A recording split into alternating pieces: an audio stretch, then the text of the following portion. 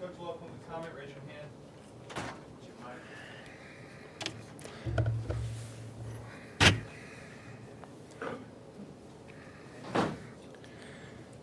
How's everybody doing today? Good. All right, we've had a pretty good week so far this week. Certainly a real challenge for us to do the things that we need to do as a team to get prepared to play a Mississippi State team that's probably playing their best football of the season. Another opportunity for us to sort of show what kind of competitors that we are. We're certainly glad to be back home in Bryant-Denny Stadium, and hopefully the environment Saturday will be encouraging. I know it's an early game, but we need the players to start fast, but we all need to start fast so that we can create the kind of atmosphere and environment that has an impact on the game, which I certainly think in the last game we had here against Texas A&M, it really did have an impact on the game. We really don't have any new injuries to report. Everybody's working in practice, and we got a couple guys that are a little nicked up, and but this time of the year, I think that's pretty normal. Okay, we'll start over there. Coming off an emotional game that LSU is every year, what are the challenges in getting ready for an 11 o'clock kick? Well, I don't know that 11 o'clock kick means much of anything unless it means something to you. It's the same old thing. Game starts at 11 o'clock. Everybody knows it starts at 11 o'clock. That means we have pregame meal 4 hours before the game, and you got to get ready to play at 11 o'clock. So I don't know what last week's game has to do with playing at 11 o'clock this week. I don't know what 11 o'clock. If you're a good player, you're ready to play when you got to play. When the whistle blows, you're ready to play. I mean, sometimes we practice in the morning, sometimes we practice at night, sometimes we practice in the afternoon, but I don't expect that to determine how a guy plays. If he's a competitor and he's working on trying to get better and play his best and be his best as a football player. So I can't answer that question because I really don't know. Go here in the middle with Rick.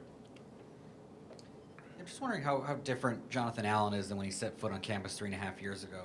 And I'm also wondering if you can tell with a player like that he's from a military family, that his father is a lifelong military member. Well, Jonathan's a very task-oriented, sort of disciplined type guy. So I guess some of those factors could relate to the fact that, I know his father. I know what kind of person he is. I know how the standard that he sort of sets for Jonathan in terms of what his expectation is as a person, as a student and as a football player. And, Jonathan has a pretty high standard for what he expects of himself in all those areas. And when we recruited Jonathan, we thought he was a really, really athletic, probably be a defensive end.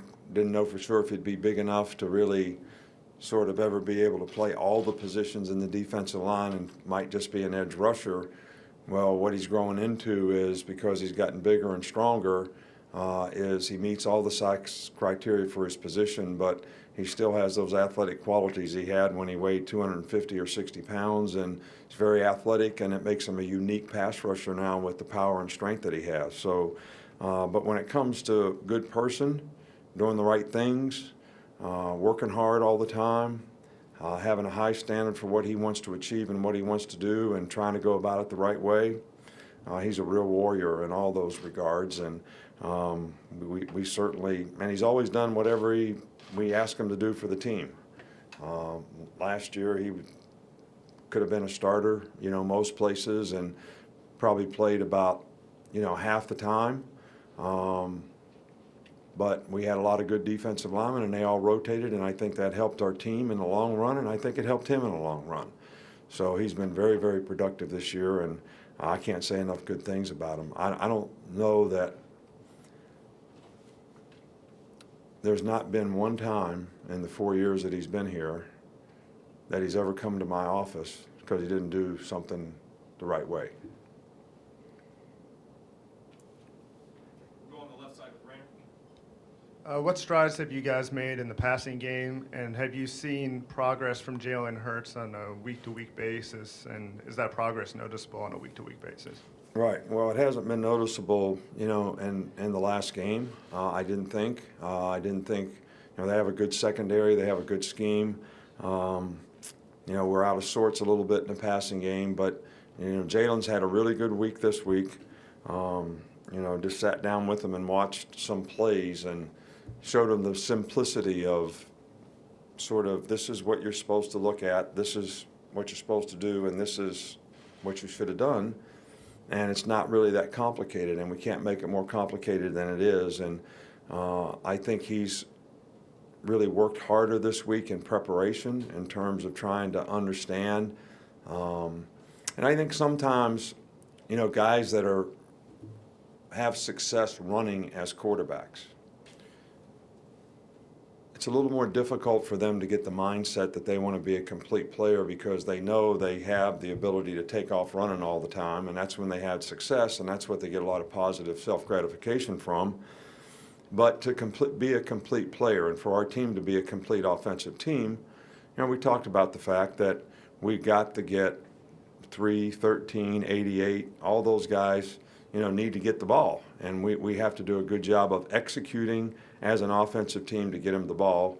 And, it's pass protection, it's quarterback reads, it's good route running, it's timing, it's a lot of things. But and I think he's very, very dedicated to trying to make progress in those areas. And he's had a really good week this week. Come back over here with Mark. Yeah, I just want to ask you about the pass rush. How would you assess that through this season, and what would you attribute the high sack numbers to?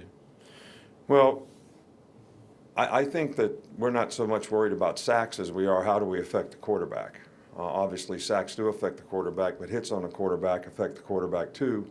And pressures on the quarterback and pushing the pocket up the middle so the guy can't step up and throw the ball, or making the guy move his feet and maybe he doesn't make as accurate throws.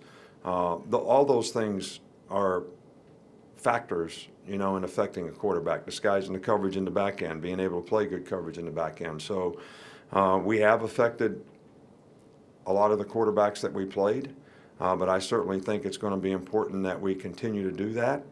And our guys have to really accept that challenge as we move forward because, like this guy is very big, athletic, hard to sack, but athletic enough to move in the pocket and scramble and make plays scrambling and throwing, scrambling and running. So this is going to be a bigger challenge for us than most of the guys that we played against all year. Come in the middle, Michael. Two quick ones. With Reuben Foster, we noticed he had a club on his hand in practice. How does that affect a linebacker? He hurt his finger. So to protect his finger in practice, they put this big club on there. Obviously, it's helpful if you can use your hands when you take on blockers, when you shed blocks, when you tackle. Sometimes you grab cloth. It'll be much smaller in the game, so he will have some use. But I don't think that it will affect his play at all. Jalen went a few games, 4 games, I think, without an interception. He's had at least one interception in the last 4. Is there something with that? Are our teams playing him differently in that sense? No, we're just not making the progress in the passing game and making decisions and getting our feet and doing things with accuracy like we need to, and we just need to develop a little more consistency in that regard. Come back over here to Tony. Have you noticed a difference in the maturity of Ronnie Harrison since the start of the season? Ronnie's always been a pretty focused guy. He's a very serious guy. He's a very bright guy. He has a good understanding of what we're trying to do. He plays multiple positions in the secondary. He's a really good competitor. Sometimes he gets a little emotional in the games, and sometimes I don't think that serves him well. But other than that, I think he's very, very mature about the way he goes about his business and the way he competes in the game, and he's played very well for us. Come back over to Chris Walsh. I want to ask you about 2 individuals. Richie Brown from Mississippi State, is he kind of one of those players, even an opposing coach, can kind of appreciate? And second of all, Trent Richardson being around, did you get a chance to spend any time with him last week? I spent a little time with Trent last week in practice, and he came out and ran and was Leonard Fournette for a day, and I think it really helped our players. We had John Parker here for a couple days being the quarterback. I think that helped us too. So, I think that all the players wanting to come back, wanting to contribute to the program, shows their gratitude and appreciation for what they were able to accomplish here, what they were able to do, and the opportunities it created for them. And I just love it that they all want to come back and that they all want to be here. I know we got some guys coming back this week too that we're anxious to see, but sure would love to see Trent get it turned around and get it on track. So I don't really know how to comment about other people's players. I don't really know them that well. I can only comment about how they play, and the guy's a really good player. Cecil?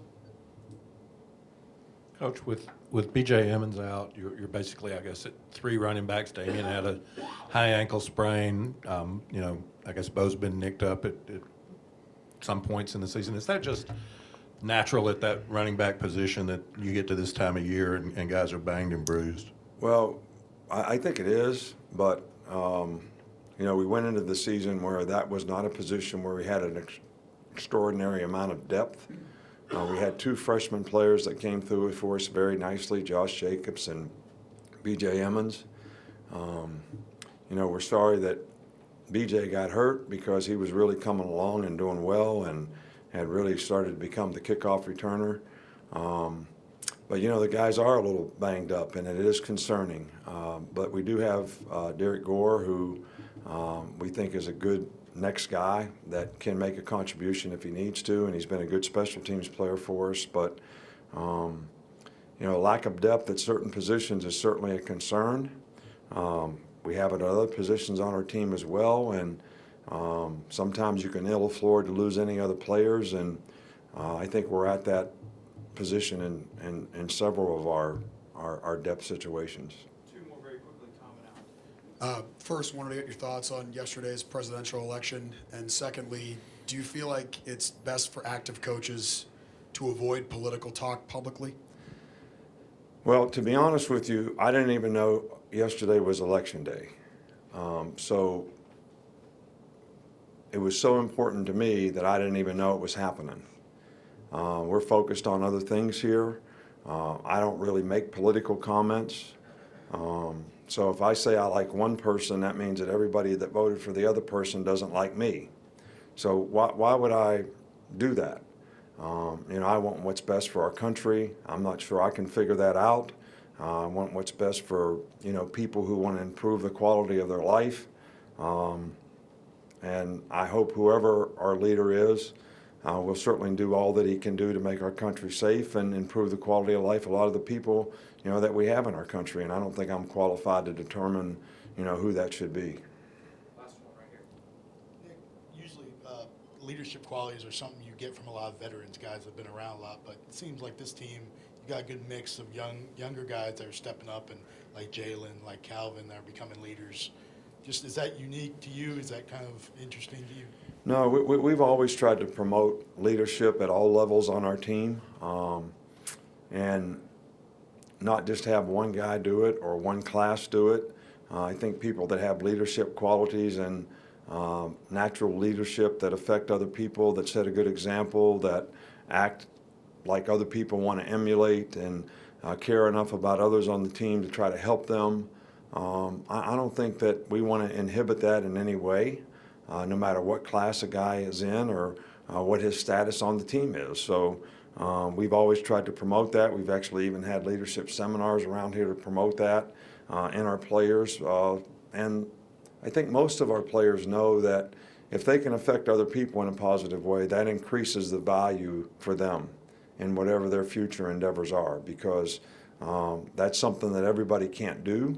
But it's also something that everybody's looking for. Thanks, Coach. All right, thank you.